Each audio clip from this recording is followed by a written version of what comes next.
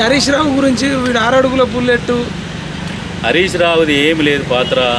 కేటీఆర్ ఉన్నన్ని రోజులు హరీష్ రావు ఏంటంటే ఆయన 4 10 సంపాదించుకుంటూ వీళ్ళతో ఎగనెస్ట్కి పోతే వీళ్ళు కేంద్రంతో మంచుకుంటుర్రు. హరీష్ రావుకి ఇబ్బందులు అవుతాయి, ఎత్తి ఆయన లోపలేస్తారు.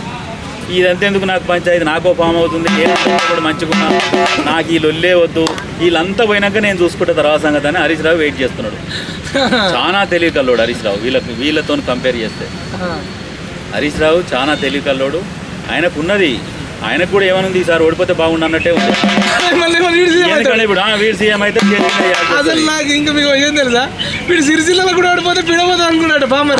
ఈయన ఇంత మంచోడు ఐటీ మినిస్టర్ అయితే సిరిసిల్లలో 2018లో 89,000 ఓట్ల మెజార్టీ వచ్చినాడు. ఇప్పుడు 29,000 మెజార్టీ వచ్చింది. అక్కడ సిరిసిల్ల నియోజకవర్గం వల్ల 60,000 మంది నిన్ను రిజెక్ట్ చేసిర్రు. ఇక నేను రాష్ట్రం అంతా మరి ఎట్లా అనుకోవాలి? మరి ఎవరు నమ్ముతలేడు. ఏంటంటే